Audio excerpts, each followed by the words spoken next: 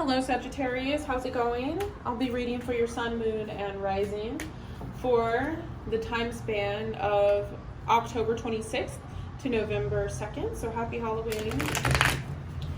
So the channeled message that I was getting for you is grounded approach and little fires, like maybe putting out little fires, and aspiring.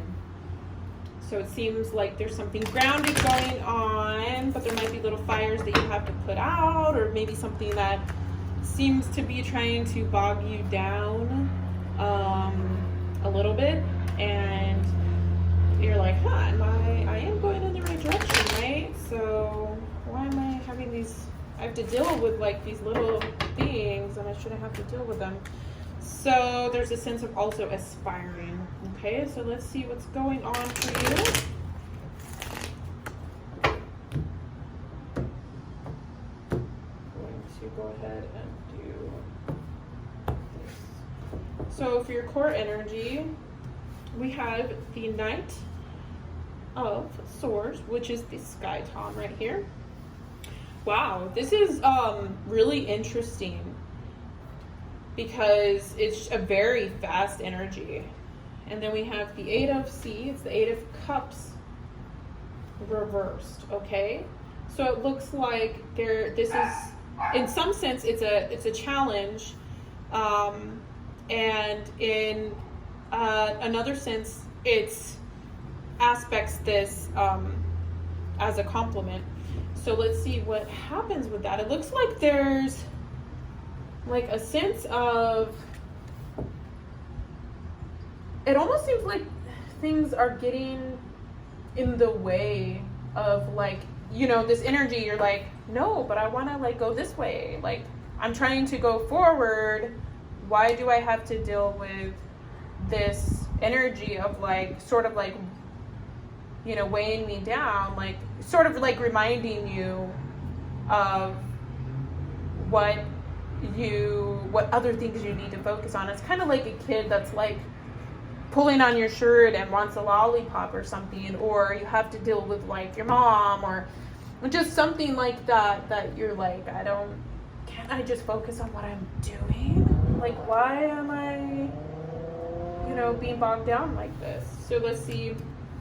It looks like you've really focused with the Five of Pentacles in reversed on having a sense of belonging, or more so just your stability. You know, it seems like you realize, I don't want to be out in the cold. Like, I want to make sure that I'm focusing on my stability, and that's what you were focusing on.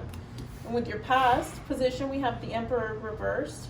And so with this reversed, it seems like it's representing the approach that you have taken in the past, maybe not have been that firm or grounded, and you realize like, hey, I have something, I want to focus on it, this situation or person.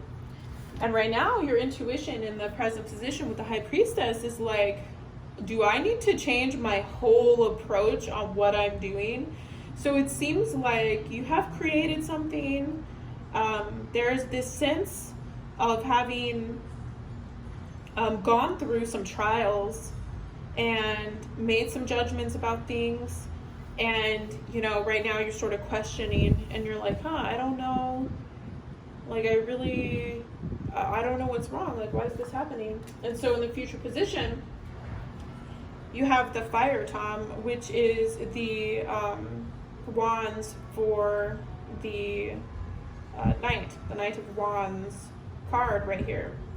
This is really cool because it's saying that even though you have this situation going on, you're still going to move forward. And what people might not realize is that you're doing this for something better in the future. How you see yourself. You see yourself as the Ace of Swords, which is like getting things done. You're like, you know, I'm going to get these things done, and I have to do this because otherwise we're not going to be stable. Your environment is the Star. It really looks like you have a supportive system going on. Something's working for you. Your fears and hopes So resources, okay? So even though things are working for you with the Magician card as your fears and hopes, it looks like there might be a little bit of stagnant energy with whatever these like little burdens are, you know, and they might even just be like little responsibilities or semantics in something. Whatever it is, it looks like, you know, there's this fear of like, oh no, like what if that stops me from doing like what I'm supposed to be doing? And so there is this fear of maybe things not working out. But what I'm getting, and also from like a past recent reading for Sagittarius, is that I feel like you are on the right track. And then for your outcome, we have the Ace of Cups reversed. It just seems like you might have to not be afraid to maybe alter some things. We have Judgment also in your outcome. And it looks like if you can take a step back, okay? Because you've been really focused on like trying to make better for yourself. If you can take a step back and really like approach the situation, and just, you know, just take that step back, you might see something or become aware of something that you were not aware of before, so that could better facilitate your outcome position. Let's see what happens with your animal energies going on for Sagittarius. Oh, wow. So we have the hyena and the otter. The hyena is actually one of my favorite cards. I think it's so cool. So with the otter, it's really saying like, don't take things so seriously. Like, there's two things that it's saying. Like, just take a step back, you know, nothing's going anywhere, you know, you're on the right track. Take a step back, reassess how things could even go better, you know, reflect, you know, maybe just stop something for a moment, reflect, use this Mercury retrograde energy too to just reflect, and you might figure something out that needs to be reassessed. And we have this hyena energy, and hyenas are, a lot of people give them a bad rap, but I'm gonna go with this moon right here, and this just duality of like stop, go, this emotional, you know, being in tune with your emotions, okay? And just knowing that it's okay if you just take a step back and just look at the whole picture. Also with the hyena, we could take this as little fires, sort of like, you know, nagging at you, or little things and that are trying to get your attention, and you're like, what? I don't want to change. Like, why do I have to change? And just taking a step back even from that, and just like maybe listening, or just being more open and receptive to like what is going on.